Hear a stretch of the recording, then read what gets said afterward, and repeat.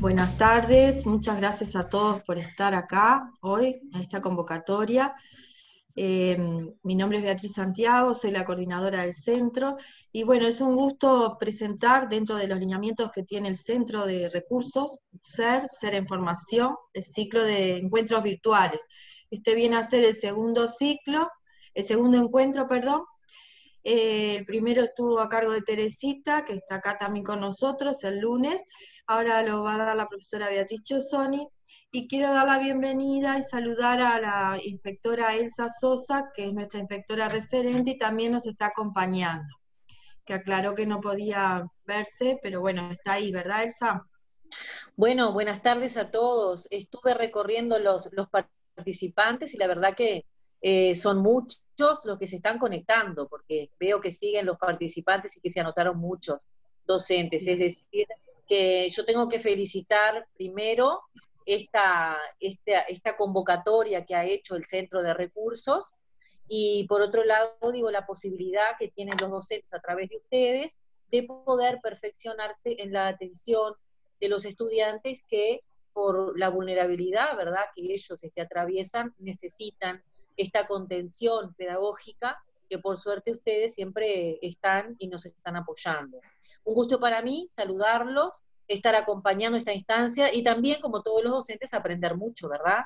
Porque lo que son las nuevas pedagogías y lo que es en materia de conocimiento estamos renovándonos todo el tiempo. Así que un gusto para mí de acompañarlos y poder también estar junto al ser en los momentos justamente de formación. Muchas gracias, Elsa. Antes de dar la palabra a Beatriz, quería decir que, bueno, todos estos ciclos, estos encuentros se van a grabar, ¿está? Para que lo tengan presente. Y bueno, ahora le dejo la palabra a mi compañera Beatriz Chosón. Bueno, buenas tardes para todas y todos. Como Beatriz me presentaba, mi nombre es Beatriz Chiosoni, soy una de las dos referentes de Braille del Centro de Recursos de Alumnos Ciegos y con Baja Visión.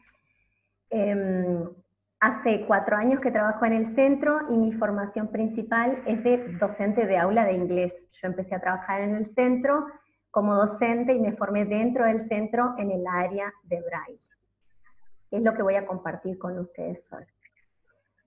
Por eso voy a comenzar con la presentación.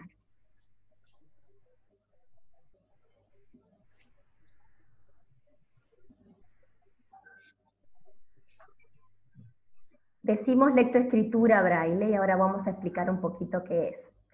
Lo primero de todo, para reflexionar y para arrancar, quiero empezar con 2 preguntas. Con 2 preguntas que nos tenemos que hacer todos los docentes. Tal vez también todos los papás y las mamás. ¿Para qué aprendemos a leer y escribir? ¿Para qué enseñamos a leer y escribir? Para comunicarnos. Para comunicarnos. Para comunicarnos, ¿para qué más? ¿Alguien tiene alguna otra idea? Que quiera compartir. Para instruirnos. El desarrollo cognitivo, sin algún tipo de símbolo para comunicarnos, la persona queda como en un vacío, no recepciona nada de lo que acontece a su alrededor y por lo tanto no va a poder ir formando una imagen mental. Para expresar nuestros sentimientos, para expresarnos, para entablar una comunicación emocional con alguien también puede ser. Muy bien. Son ideas que nosotros tenemos y que se nos forman con nuestra experiencia de vida y con nuestras experiencias en las aulas. Yo elegí algunas imágenes que tal vez representan algunas de las cuestiones que ustedes dijeron y que presentan la instancia de leer y de escribir en distintos momentos de nuestra vida y con distintas funciones. Estudiar, disfrutar de otros mundos, poder disfrutar de una comida y saber qué es lo que quiero comprar, jugar, estar informado para saber qué cosa estoy consumiendo, escribir mensajes, expresarme en general. O sea que aprender a leer y escribir es algo muy importante en nuestras vidas. y que a nadie se le ocurriría no enseñarle a nadie a leer y a escribir en el siglo XXI. Por eso, mi idea era empezar con una definición que la recojo de la UNESCO del año 2017, que me tomé el atrevimiento de hacer una traducción libre y dice: estar alfabetizado es la capacidad de identificar, entender, interpretar, crear, comunicar y hacer cálculos usando material escrito, impreso en diversidad de contextos. La alfabetización implica una continuidad en el aprendizaje que permite, que habilita a las personas a alcanzar sus metas, desarrollar su conocimiento y su potencial y participar totalmente en su comunidad y en la sociedad. Esto de estar alfabetizado, que es un poco de lo que nosotros vamos a hablar hoy, de aprender a leer y escribir, no se dan las mismas condiciones en una persona con visión que una persona sin visión. Y acá lo que ustedes están viendo son algunos de los estudiantes que nosotros tenemos en el centro. Esos estudiantes van en las edades de 12 hasta personas mayores, ¿sí? En la foto de arriba vemos a varios estudiantes que egresan de la escuela el año pasado, y en unas actividades que se hicieron a fin de año, se les da la bienvenida en la actividad inicial, presentándoles distintas actividades. Algunos de ellos trabajan en macrotipo y otros trabajan en braille, como es el caso de este estudiante que está acá, al lado de la profesora Martínez, que está utilizando el microscopio y le estamos explicando algo de las partes del microscopio. O sea que nosotros ayudamos a aquellos estudiantes a continuar su alfabetización, la alfabetización que comenzaron en la escuela, que muchos de ellos están incluidos en escuelas comunes, todos están incluidos en escuelas comunes, y algunos también van a escuelas especiales a trabajar las otras áreas. ¿Sí? También tenemos estudiantes que ya saben leer y escribir en braille, y nosotros los acompañamos para profundizar lo que conocen, para evaluar qué es lo que necesitan, y también tenemos estudiantes que fueron alfabetizados en la escuela hace muchos años, o en distintas instituciones, y cuando vuelven a la realidad educativa, a la realidad de educación media, tanto de UTU como de secundaria, necesitan volver a practicar determinadas habilidades que tienen que ver con el área de braille. ¿Sí? Nosotros lo que tratamos de resumir en estos dos círculos, que son unos diagramas de Venn, es tratar de resumir algunas de las fortalezas que tenemos en nuestro proyecto de promover la lectura y la escritura braille, y también de que ustedes que se puedan ver también los desafíos que tenemos, ¿no? Esos estudiantes que yo estaba mencionando, de 12 en adelante, que egresan de la escuela y nosotros los recibimos en educación media, muchos de ellos tienen visión útil. ¿Qué quiere decir eso, visión útil? Quiere decir que muchos de ellos todavía conservan algo de la visión, imagen-luz, visión de colores, y nosotros eso lo vemos como una fortaleza para poder comenzar a trabajar en el área de braille, porque esa imagen que ellos todavía pueden alcanzar puede generar en la cabeza de ellos una memoria que nos va a facilitar. También sabemos que están alfabetizados desde la escuela y por lo tanto conocen las letras y los números, y eso para nosotros es una ventaja. Están escolarizados, quiere decir que están incluidos en instituciones educativas, y todos ellos participan de actividades inclusivas y son atendidos en su diversidad. También vemos como una fortaleza que sea voluntario o a demanda. Nadie obliga a ningún niño, a ningún joven, a ninguna niña a trabajar en braille. Simplemente los profesionales del SER, los profesionales de la escuela, los profesionales de médicos, toman decisiones, aconsejan a las familias y promueven que empiecen a trabajar y que empiecen a desarrollar. Eso ya viene de la escuela, muchos de ellos ya saben muchas cosas de la escuela y nosotros los tomamos y lo profundizamos.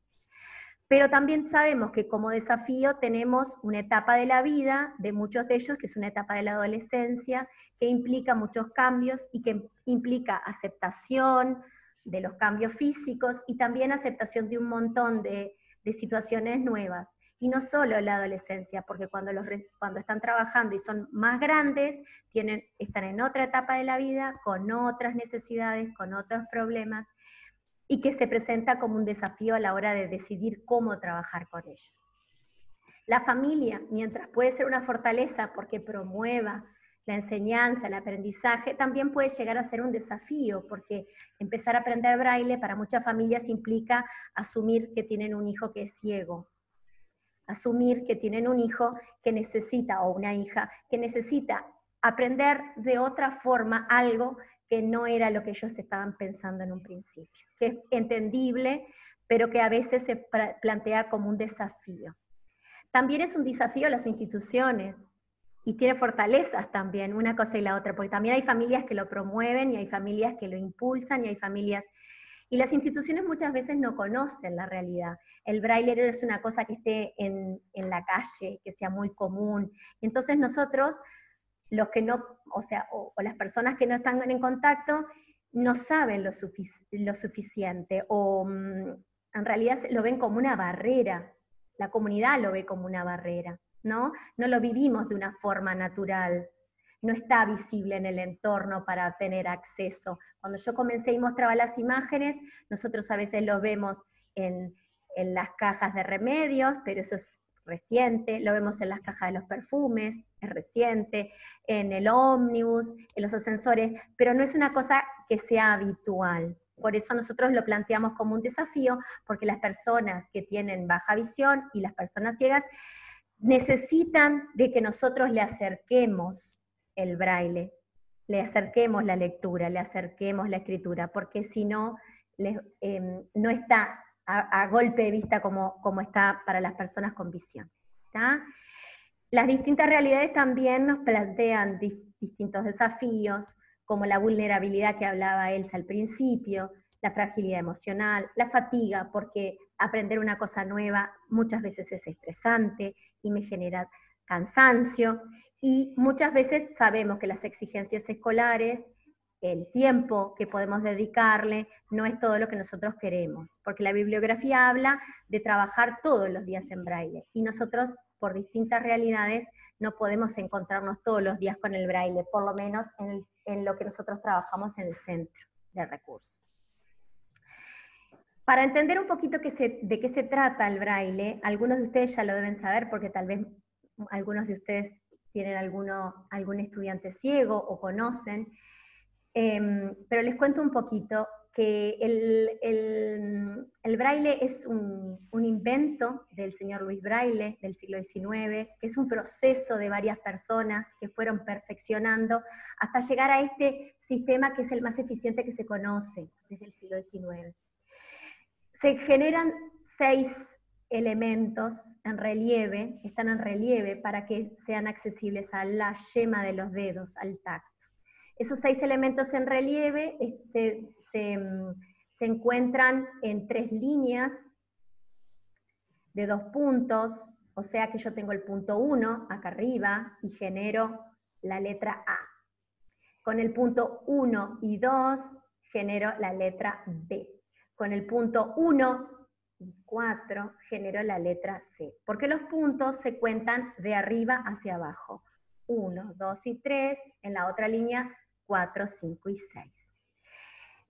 El señor Braille y una serie de cambios y de organizaciones y de instituciones que lo han mejorado, porque es una lengua viva, un invento vivo, porque no es una lengua, es un sistema, perdón, es un sistema, ha hecho que esto que fue inventado en el siglo XIX siga adaptándse y cambiando y mejorando. Cuando se inventó no existía el arroba, por ejemplo, no existía el símbolo de euros. Y hoy en día sí existe, porque con esos sistemas de 6 puntos se generan 64 combinaciones que junto con otros símbolos pueden llegar a ser un completo sistema para poder aprender a leer y escribir. Lo fantástico que tiene es que fue inventado tomando en cuenta la capacidad que tiene la yema del dedo y las terminaciones nerviosas del dedo para ser captados, ¿sí? Entonces, el aprendizaje de la lectura braille es un proceso que va desde lo más simple, la letra, a lo más complejo, la palabra y la frase. Nosotros con gente más grande no empezamos por cosas pequeñas, pero trabajamos con textos completos. Y consisten básicamente en decodificar unos signos que son arbitrarios, como las letras nuestras que son arbitrarias, y los lectores leen fundamentalmente con los dedos, especialmente el índice, el medio, pero las personas que son más hábiles pueden llegar a leer con todos los dedos. O sea que lo que nosotros promovemos es el uso de las dos manos, porque a diferencia de la vista que trabaja en conjunto, los dos ojos trabajan en conjunto, las dos manos trabajan independientemente y podemos con una mano seguir leyendo y recorriendo, mientras que con otra mano podemos llegar al final de la hoja y poder saber qué es lo que viene. O sea que la lectura con el sistema braille consiste en decodificar a través de la percepción áptica, que es la percepción que yo tengo con el movimiento. O sea que no es los dedos que tocan, sino los dedos que tocan y que se mueven. Este método, bueno, fue creado por una persona ciega que trabajó mucho para llegar a entender y comprender que la mayoría de este sistema está compuesto de puntos, de líneas, de ángulos y de figuras geométricas, porque el tacto tiene la capacidad de comprender mejor lo geométrico, lo que es simple, lo que es eminentemente geométrico. Para explicarles a ustedes un poquito cómo es el sistema, les voy a explicar cómo se lo enseño a los chiquilines, porque si bien tiene una serie lógica de complicación creciente que va de una línea a la línea 7, nosotros no vamos a ir a tan complejo, pero vamos a entender esto. Si repasamos, ahí tenemos los puntos. El que está pintado es el de arriba hacia la izquierda, o sea que esa es la letra A, el punto 1. Sigo, y el que está pintado es la letra B, el 1 y el 2. Sigo, y ya tengo 3 letras más, la C, la D y la E. ¿Alguien se anima a decirme qué puntos necesito para hacer la C? Si entendimos cómo era la dinámica de los puntos. Los dos que están, los superiores, el tercero. Entonces, o sea, el 1 y el 4. Los puntos se cuentan hacia abajo. El 1, 2 y 3. El 3 es el que está más abajo. O sea que es el 1 y el 4. En el chat están diciendo. Perdón. En el chat también lo ponían el 1 y el 4. Bueno, el 1 y el 4. Esa es la Verónica. lógica. La D es el 1, el 4 y el 5. Mientras que la E es el 1 y el 5. Y luego acá completo las 10 primeras letras, que son muy importantes, no solo porque son las 10 primeras letras, sino porque son la base de todo. La base de los números, la base de los signos de puntuación, la base de un montón de cosas. Entonces, acá tengo la F, que es el 1, 2 y 4, la G, que yo le digo el cuadradito, porque a mí parece ser un cuadradito. 1, 2, 4 y 5. ¿Sí? La H, la I y la J. ¿Sí? Esa es la primera línea, pero yo les explico a los chiquilines que la segunda línea se hace con la ayuda de la primera más el punto 3. Por lo tanto, todas las de abajo van a ser parecidas a las de arriba.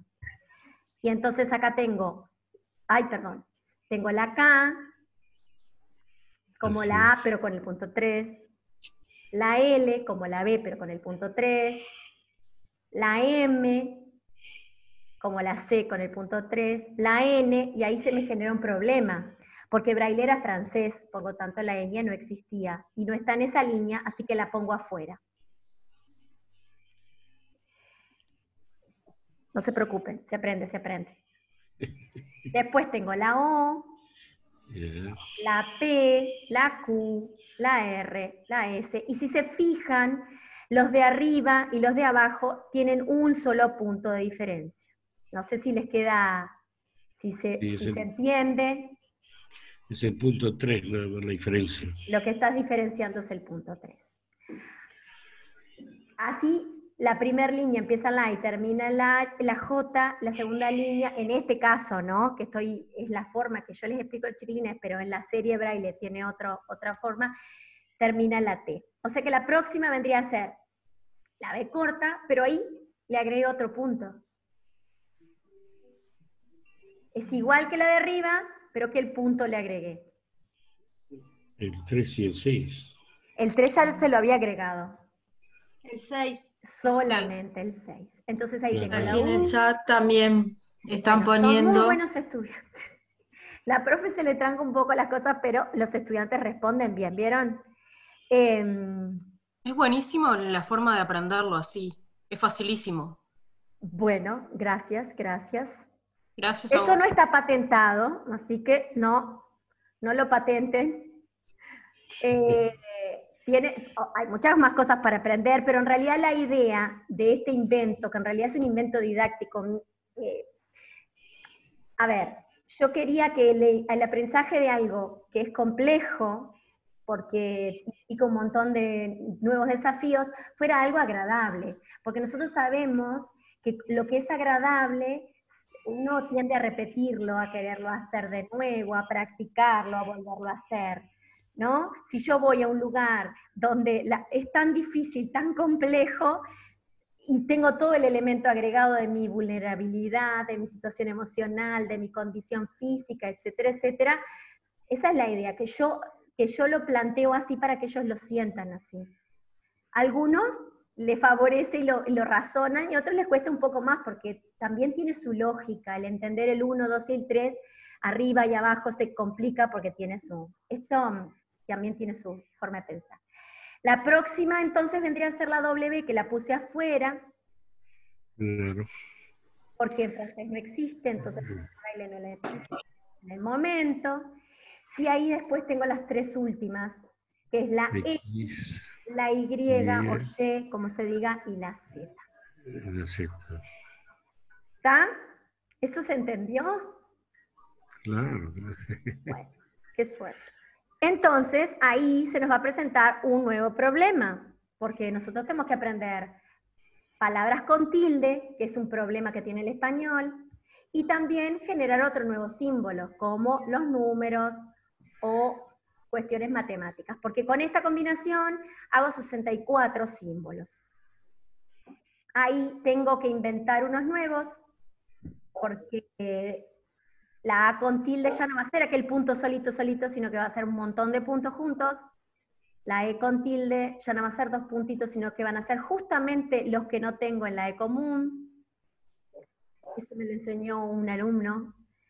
Y el resto también, la I, la O, la O. Ahí lo que les planteo es ver los números. Los números necesitan dos símbolos. El de la letra, las primeras 10 letras, la A, la B, la C, la D, la E, etcétera, etcétera, hasta la J, pero antes le voy a poner un cajetín, un símbolo nuevo, perdón, cajetín es el que está en blanco, es el signo generador, un símbolo nuevo que es el símbolo del número, que es el 3, 4, 5, 6. Yo lo hago así con el dedo. Entonces necesito la combinación. Si están juntos, la persona cuando lo percibe o cuando está trabajando, le avisa que eso no es una A común, que eso hay algo nuevo, que es A ya se convirtió en un número.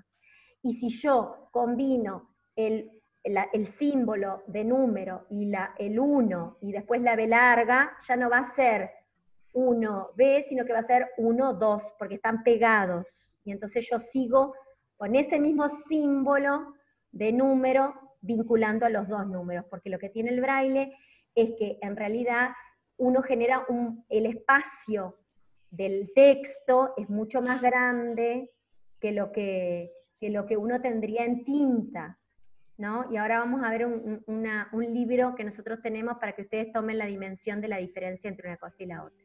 Nosotros con nuestros alumnos cuando comenzamos a leer en braille, leemos a renglón simple, o sea que tenemos un espacio para que ellos puedan desarrollar bien, no leemos en hoja doble, leemos en hoja simple, entonces tratamos de ir de a poco mejorando la eficiencia, también mejorando la rapidez, y acá aparecen esos mismos símbolos, la A, la B, la C, la D, hasta la J, pero en vez de estar arriba, están abajo. Entonces al estar abajo son los mismos símbolos, pero abajo, y acá lo que representan son los símbolos de la puntuación. Algunos, no todos. ¿Está? ¿Alguna pregunta o algo hasta ahora? Una pregunta, en el caso de los números, cuando queda la letra, ahí porque tú muestras los números del 1 al 9 y son independientes. Si yo quisiera formar el 12, tengo que sacar esa letra B. Vos tenés que sacar el primer símbolo, ese que se ve así, porque vos sí, ahí va. Pegado, símbolo de número, punto 1 del 1, y pegado 1, 2 del número 2. No tenés que volver a poner símbolo de número, porque si vos pusieras, por ejemplo, un teléfono, ¿no? Tendrías que poner símbolo de número 4, símbolo de número 0, no, el símbolo de número pegado te dice todo lo que viene es número. En matemáticas, por ejemplo, cuando yo voy a hacer una cuenta y quiero sumar 4 más 5 dividido, algo así, todo eso va pegado, para que el niño sepa que lo que viene es una suma, resta, un polinomio, lo que yo necesito en matemáticas, que tiene sus propias reglas, que se establecieron en el año 1987 en una convención que hubo en Montevideo, porque bueno, la matemática también fue algo que se fue desarrollando con el tiempo, como los símbolos de la música, los símbolos de la química, pero en realidad es la combinación de estos 6 puntos con algún otro símbolo. Por ejemplo, yo quiero poner una mayúscula y pongo un símbolo antes, que es el 4, 6. Entonces le aviso a la persona que lee que esto es el comienzo de una oración o que esto es el nombre de alguien. No tengo que inventar toda una cosa nueva. Ahí lo que quiero compartir con ustedes es una simbología matemática. Está en la página web del Centro de Recursos para los Profesores de Matemática. Tal vez está demasiado chiquita, pero en realidad si nosotros vemos hacia la izquierda tenemos un montón de símbolos matemáticos que para mí, que soy una persona que no conozco mucho de matemática, son símbolos arbitrarios, y al lado está la correspondencia del símbolo arbitrario en braille. Que cuando nosotros le tenemos que enseñar a nuestros estudiantes conjunto vacío, o pertenece o no pertenece, o todas esas cuestiones matemáticas, también tengo que enseñar un símbolo. Cuando yo lo escribo en el pizarrón, les explico qué eso quiere decir. Bueno, lo mismo pasa con las personas ciegas, o que están perdiendo la visión. Tengo que enseñarles esos símbolos con los cuales no podrían leer la matemática, ni escribir su matemática, ni expresar lo que quieren expresar. ¿Sí? Una pregunta, ¿y paralelamente se va enseñando a escribir? En este caso, si tú estás viendo la imagen, justo tenemos 2 cosas que hacemos. Vemos a 2 niñas ahí que están, una leyendo y la otra escribiendo. Nosotros tratamos de hacer el espacio lo más lúdico posible, con esa esperanza de que bajando el estrés y haciendo las cosas lo más agradable, los chiquilines quieran volver, y para eso lo que hacemos es, utilizamos material llamativo, lo que ustedes ven hacia arriba son una especie de plantillas hechas de tela, con botones, con distintas texturas que hacemos para comenzar la clase, donde empezamos a tocar cosas, abrimos botones, cerramos botones, contamos monedas, distinguimos monedas, jugamos con plasticina, jugamos con el juego que está abajo, para también ejercitar un poco los dedos, que tienen que empezar a hacer ejercicio porque son parte del cuerpo, como cuando hacemos precalentamiento en un deporte, y tienen que estar prontos. Correcto. Y luego lo que hacemos es, trabajamos en la lectura y en la escritura. La lectura tratamos de llevar el curso de los estudiantes. Entonces, si sabemos que el estudiante está trabajando con algún material específico, alguna tarea que el profesor mandó, o sabemos que le interesa algo, tratamos de hacer que la lectura que seleccionamos, muchas veces la seleccionamos con ellos y acordamos qué vamos a leer, con qué vamos a trabajar, y entonces hacemos de tal forma que algo de lo que estemos trabajando tenga que leerlo y luego escribir algo. Por ejemplo, la semana pasada, estamos trabajando con un estudiante y él está trabajando con una huerta. Entonces nosotros ahora estamos tratando de hacer nuestra huerta. ¿Pero qué tiene que ver la huerta con el braille? Bueno, en esa huerta tenemos que tener ciertos elementos para poder hacerlas. Entonces la clase pasada lo que hicimos fue hacer la lista de las cosas que teníamos que traer a esta clase. Y como es ciego, hizo su lista en braille. Pusimos tierra, pusimos agua, pusimos semillas, pusimos los elementos. Y para que escribiera más, a mí se me ocurrió de que me copiara la lista a mí. Entonces la lista la hizo doble, una para él y una para mí. Y los dos nos llevamos la lista. Tiene un objetivo eso, hacer que escriba con un propósito y que lo lleve, lo guarde, lo tenga, y la clase que viene vamos a trabajar con esa huerta, y en esa huerta la idea es también usar la matemática y ver si crece o no crece. O sea, es un invento que tratamos de hacer para acompañar el aprendizaje de ese estudiante. En este caso, cuando ustedes ven estas dos niñas estaban trabajando con idioma español, habían hecho en la clase de idioma español una poesía, nosotros habíamos leído una poesía de Roy Berocay, y ahí, como iba a haber una exposición en el liceo, yo había acordado con la profe de que en esa exposición iba a ser una exposición inclusiva, y nuestras poesías, más bien las poesías de ellas, que habían trabajado en idioma español, las iban a pasar a braille. Entonces, con una estábamos leyendo, a ver si había quedado alguna falta, y con la otra estaba con la máquina tiqui, tiqui, tiqui, tiqui. La máquina braille que se usa en el centro es la que los estudiantes... Beatriz. Sí. Preguntan si hay signos para usar mayúsculas. Sí, sí. Las mayúsculas, a ver si les muestro, las mayúsculas son como este símbolo que está acá, que es la K, pero de este lado, que me olvidé ponerlo. O sea, que vendría a ser el 4 y el 6. ¿Sí? Que en realidad la persona cuando lee a veces genera problemas porque hay símbolos que son parecidos, pero también al ser estudiantes escolarizados y alfabetizados en tinta, muchas veces hacen la relación, ¿no? Esto no puede ser una K, porque en español no hay muchas K, por ejemplo. Entonces es una mayúscula. Una consulta. Sí. Cuando comienzan a escribir, ¿no hacen uso de las regletas y punzones?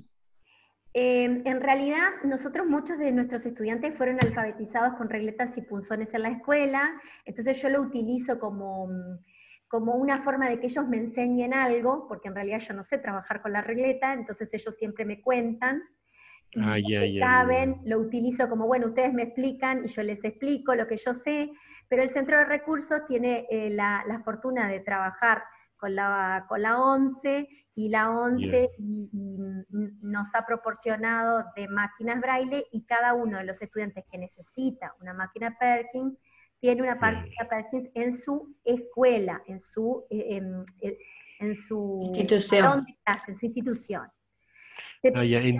Entiendo que la regleta y el punzón se usa más en primaria, cuando está comenzando.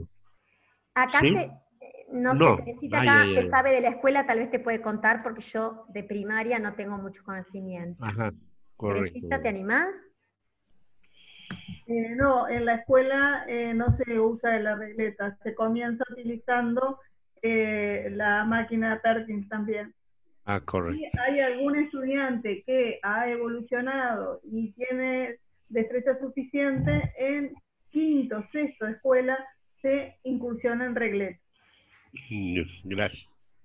Para los que no conocen... Perdona, Bea. Hay una consulta que preguntan si el video va a estar colgado en la página, y sí va a estar en el canal de YouTube. El de preguntan por el del lunes y el de hoy también, los dos. ¿Ah? Sí. Les cuento, para los que no saben de lo que es la regleta, yo no la puse. La regleta en realidad es un instrumento de plástico hoy en día, que les permite a ellos con un punzón, que es como una puntita, hacer el relieve, ¿no? Levantar el papel dónde va el puntito. Pero claro, la regleta se usa así y cuando tengo que dar la vuelta. Entonces, si yo voy a hacer la A, en vez de hacer el punto 1, tengo que dibujar el punto 4, porque cuando lo doy vuelta, no sé si se entiende el mecanismo, queda al revés. Entonces, claro, implica un trabajo doble, un esfuerzo doble, que obviamente es más económica, es más, digo, en algunos lugares es lo único que hay, y de hecho yo lo he visto usar, pero nosotros tratamos de que esto sea lo más agradable posible. Entonces la regleta implicaría un problema que todavía no podemos resolver. Entonces yo a veces lo uso porque como ellos dicen yo tengo regleta y yo la sé usar, fantástico, me enseñan ellos y me escriben cosas y entonces yo también aprendo de ellos. Como les contaba, los materiales que usamos, en este caso no sé si se ve bien el que está arriba un poquito, ese lo tiene hecho con cascola tridimensional, una mancha alrededor, y eran las palabras nuevas que iban a encontrar en el texto que era de biología. Entonces, como yo sabía que íbamos a leer cosas que tenían que ver con aparato de Golgi, mitocondria, palabras complejas, que son complejas para cualquier niño, yo las traje y las puse ahí en la nube y eran las que íbamos a leer primero porque eran las que nos iban a generar problemas. Perdón, Beatriz, hay una pregunta. Sí. ¿De cuánto tiempo le puede llevar a una persona interesada a aprender a escribir o leer braille en un nivel básico? Y si la persona es una persona que tiene interés, en pocas clases, en realidad. Si es una persona que está alfabetizada, en pocas clases. Nosotros tenemos gente de estudiantes que en 5 clases ya leían. 5 clases de 45 minutos. Gente que ya tenía alguna noción, etcétera, etcétera. Gente que de repente se dio cuenta o se vio en la situación de que tenía que aprender esto porque había devenido en una ceguera. Obviamente que necesita tiempo para ser más eficiente, para leer más rápido, para aprender a usar las 2 manos, pero se reconoce bastante rápido. Obviamente que no es una cosa, o sea, el cerebro se acomoda, el cerebro es un órgano plástico, se puede aprender braille en cualquier momento de la vida. Hay estudios que dicen que las conexiones neuronales cambian y que fisiológicamente el cerebro cambia, pero obviamente que lo más importante de todo es el interés que tenga una persona, la motivación que tenga una persona, porque en realidad pasar las manos por un relieve nuevo, y todo eso implica querer hacerlo, no es como nosotros las personas que vemos que vamos por la calle y damos vuelta la cara y tenemos un cartel con 2 palabras, con 5 palabras, y es evidente, es inevitable verlo y leerlo, ¿se entiende lo que estoy diciendo? El 80% de las cosas que nosotros aprendemos es por la imagen, en cambio las personas ciegas, ese cartel de la esquina de un comercio, no lo ven. Entonces esa información se la pierden. Pero si yo tengo interés y me acercan el material y me ayudan a comprenderlo, a delimitarlo, a tocarlo, a determinadas cosas, una persona aprende rápido, sí. Después hay un aporte. Analía dice que tiene una alumna que usa regleta, pero que le dice que la cansa mucho. Sí, porque la regleta en realidad implica hacer fuerza, ¿sí? Es como si fuera con una lapicera o un bolígrafo que se le terminó la tinta y hacer fuerza sobre un agujerito. Imagínense, voy para atrás y les muestro, que si yo quiero poner mi nombre, ¿cuántos puntos tengo que hacer? La B larga lleva 2 puntos, más los 2 puntos de la mayúscula, más los 2 puntos que tiene la E, más los 2, o sea, lleva mucho esfuerzo. En cambio, con la máquina Perkins, que es lo que acá tiene esta alumna, perdón, voy para atrás y para adelante, que tiene 9 teclas. Con estos 3 dedos hago el 1, 2, 3, y con los otros dedos hago el 4, 5, 6, y al mismo tiempo hago fuerza, porque es muy pesada la máquina y hace el agujerito en el momento, el relieve en el momento, no agujerito porque no se agujería el papel. No sé si hay alguna otra pregunta, voy a la próxima. Sí, quiero comentar, hay una cosa, un comentario acá, Verónica nos pregunta si puede asistir como voluntaria al centro. Esto te contesto yo, en su momento cuando el centro empezó con muy poca gente, se planteó el Consejo de Educación Secundaria al cual pertenecemos, y capaz que está Elsa, la inspectora, y lo puede corroborar, que bueno, no existe la figura de voluntario por lo menos para entrar al centro. No sé, Elsa, si puedes añadir alguna otra cosa sobre ese comentario. No me escucha.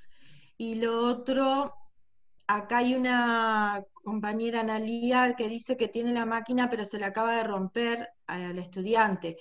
Esa máquina se puede reparar. Si estamos hablando de lo que es secundaria o UTU o nivel medio, incluso en primaria también, si después por privado te puedes comunicar con el centro y te damos los datos para cómo gestionar la reparación. Las reparaciones, por supuesto, que son gratuitas, ¿sí? Eso es lo que corresponde a lo que... Me quedan dos cositas para decir y voy a tratar de ponerles el video porque en realidad son los estudiantes. Una de las tareas que hacemos nosotros en el Centro de Recursos es tratar de promover la lectoescritura afuera, ¿no? El braille afuera, hablar de la discapacidad afuera. Ahí tenemos 4 instancias donde participamos como institución. En la de arriba, hacia la izquierda, está un estudiante del Centro de Recursos en el día que la Instituto Crandon del Uruguay, que es un instituto que se dedica a la enseñanza de la cocina, publicó junto al centro y otras organizaciones parte del recetario en braille, y le regaló a cada uno de los estudiantes del centro un libro. O sea, tener un libro en braille es un tesoro, no es algo muy común. Abajo lo que tenemos es un libro que se llama Cuento Contigo para vivir la lectura, que es una recopilación de autores uruguayos que nos donaron del Ministerio de Educación y Cultura, y el centro lo adaptó, y ahí se ve la diferencia entre lo que es en tinta y lo que queda un libro en braille, la diferencia de tamaño. También. Esos cuentos muchas veces nosotros los utilizamos para las clases como lectura recreativa, y muchas veces se los regalamos para que se los lleven a su casa y puedan seguir, porque esa es un debe que tenemos todos los docentes, que los chiquilines sigan leyendo en su casa y sigan practicando en tinta y en braille. También tenemos ahí hacia arriba es un proyecto que se hizo del Centro de Recursos con la obra de Joaquín Torres García, un artista plástico uruguayo, que implicó el trabajo de muchas personas, de muchos estudiantes, donde se trata de alcanzar, de que el arte sea accesible a las personas ciegas, y están los materiales texturizados, las obras texturizadas y las referencias en braille, y que hubo una muestra itinerante por todo el Uruguay. Y la última imagen, que está hacia la derecha abajo, es una instancia que tuvimos en la Intendencia, en la segunda Feria del Libro que participamos, porque en la primera se imprimió el libro en braille y trabajamos con una colega en la Feria del Libro. Es un proyecto que se llama Aquí se lee, que era de las bibliotecas de secundaria, donde estuvimos una tarde trabajando y dándole difusión al braille, y utilizamos ahí con los chiquilines la huevera, que es nuestro elemento preferido, la huevera de media docena, para explicarles a ellos, moviendo y tocando cómo era el tema del braille, y aparecen ahí unas tarjetas que tenemos para jugar. No sé si alguien más tiene alguna pregunta, voy a intentar poner el video nuevamente porque creo que hacia la izquierda, hacia la izquierda, hacia la izquierda, hacia la izquierda, hacia la izquierda. A ver, ¿con qué letra empieza? Con la A. Bueno, acá era la I. Suena G.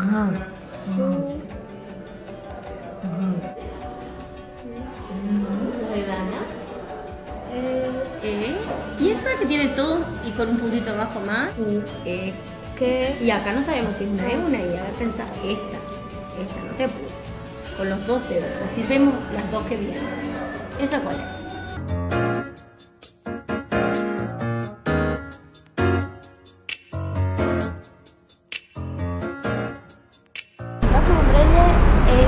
fácil porque después de que se aprende el abecedario, el braille, ya es como que ya tenés todo directamente.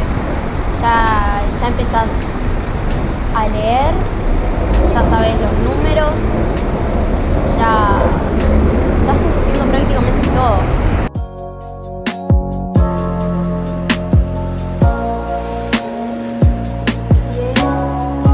Y acá, ¿viste que parece una E baja? Signo de pregunta, que comienza y termina.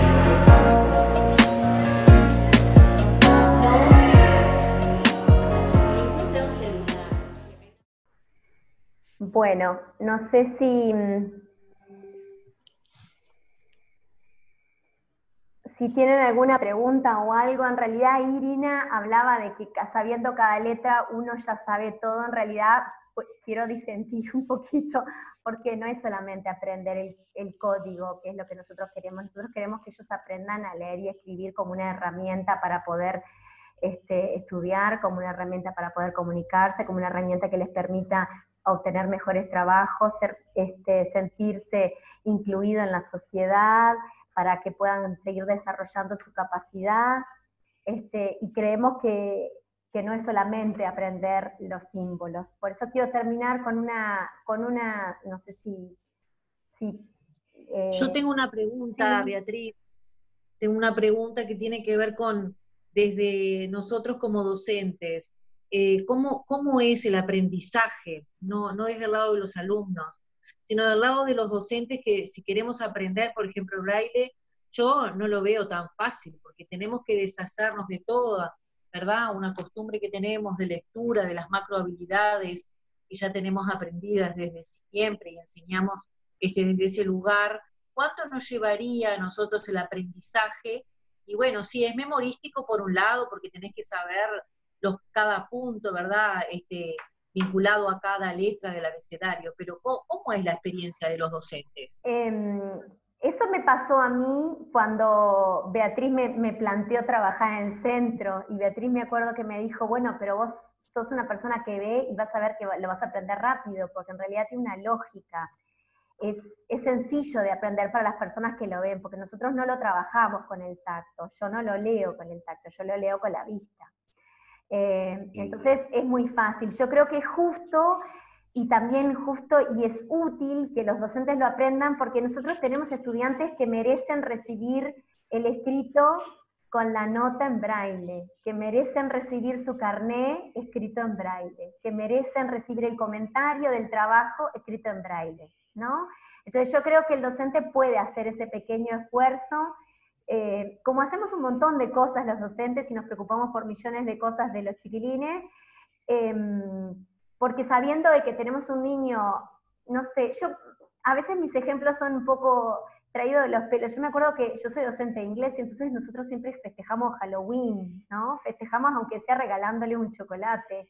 Nosotros no le daríamos un chocolate a un chiquilín que tiene diabetes, le daríamos un chocolate adaptado, ¿no? Nunca le regalaríamos un caramelo. ¿Se entiende lo que estoy diciendo? Entonces, sí, nosotros nos preocupamos, y yo creo que todos los chiquilines que tienen una discapacidad tienen que ser atendidos en eso, ¿no? ¿Y cómo lo están evaluando ustedes eso a nivel de los centros educativos? Es decir, ¿hay docentes que aprenden braille cuando tienen casos, o en realidad todavía cuesta esta difusión que están haciendo ustedes? Ya vienen haciendo hace tiempo. No sé. No, porque, perdón que te corte. Ivonne, por ejemplo, pone en el chat que capacitaciones donde, cuándo somos del interior.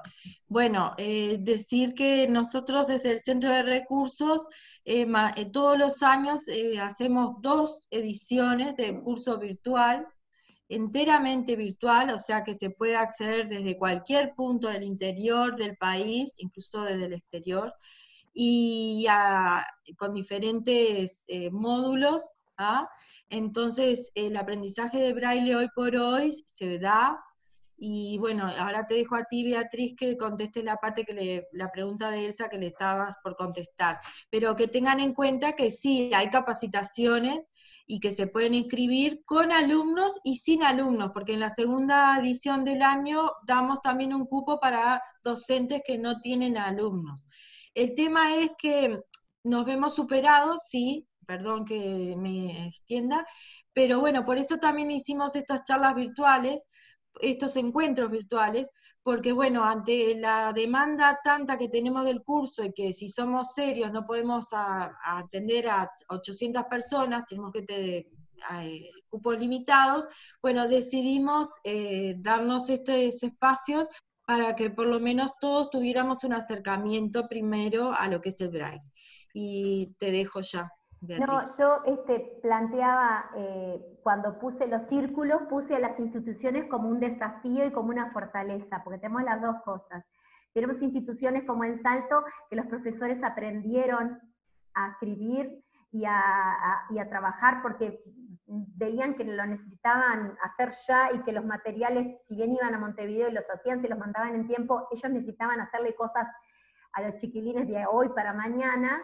Y también tenemos profesores, como seguimos teniendo, que dicen, no, yo no fui capacitado para eso, a mí no me enseñaron. Y yo creo que a mí no me enseñaron para casi ninguna de las cosas que estoy trabajando hoy. A mí no me capacitaron para trabajar en plataforma, no me capacitaron para un mundo en cuarentena, no me capacitaron para tener nativos digitales. O sea, esto es... mi función docente es atender a los estudiantes. Y si los estudiantes necesitan determinadas cosas, yo creo que me tengo que plantear hacer mi mejor esfuerzo. Y creo que mi mejor esfuerzo, el mejor esfuerzo del granito de arena de todos nosotros va a ser lo mejor, porque a veces nos pasa que los docentes dicen, no, que escuchen la clase, que no escriba, pero nosotros sabemos que no es la misma experiencia escuchar que leer, que la memoria que le queda al niño no es lo mismo, que la posibilidad de leer y comprender es un derecho que no se lo podemos sacar a nadie. ¿Se entiende lo que estoy diciendo?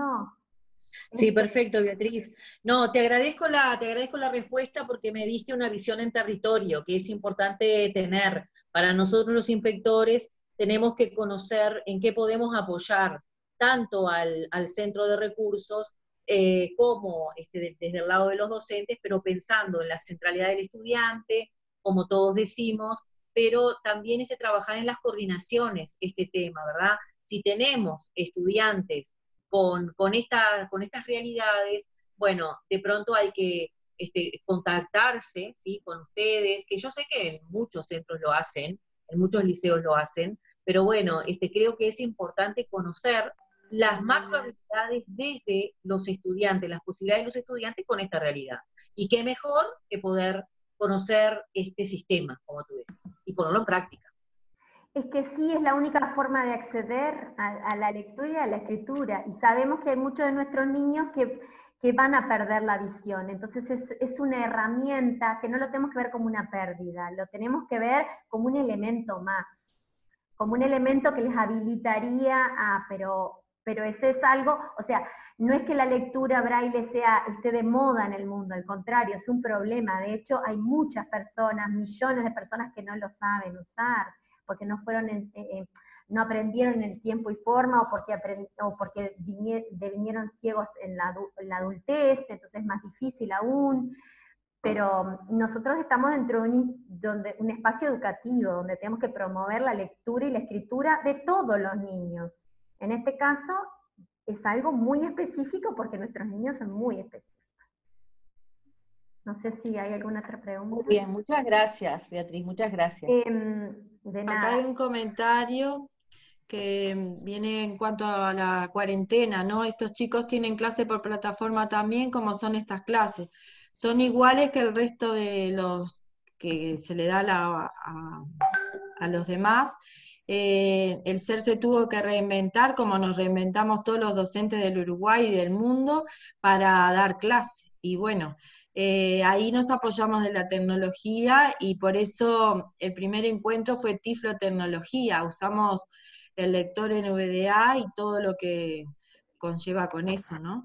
No se podía tocar, no podíamos tener clase presencial como mostró Beatriz en el video, pero sí siguieron las clases y están enganchados con sus clases, y volviendo ahora a la parte presencial. No sé si tú querés aclarar algo más, Beatriz, de eso. No, o sea, los chiquilines, los niños ciegos y los niños de baja visión utilizan todos los elementos que existen para beneficiarse, ¿no? El uso de la computadora es esencial y bueno, nosotros promovemos la lectoescritura como un elemento más, no son excluyentes, son complementarios, porque nosotros cada vez tenemos que prepararlos para un mundo cada vez más complejo. De mi parte también, ya le agradecí a Beatriz, pero mi agradecimiento desde la inspección de instituto, desde la inspección de asignatura y regional. La verdad que, bueno, nos conocemos desde hace años y sabemos cómo trabajan en los liceos. Felicitar a los participantes también por el interés a los que son de nuestro país y a los que son del exterior también. Eso es muy valioso, ¿verdad? Bueno, estamos en contacto y lo que necesiten de parte de la inspección o dirección de los liceos, como siempre a las órdenes. Gracias, Elsie. Gracias. Muchas gracias y gracias, Beatriz, y a Teresita Lunes por su exposición. Gracias. Gracias a todos. Gracias. Bueno.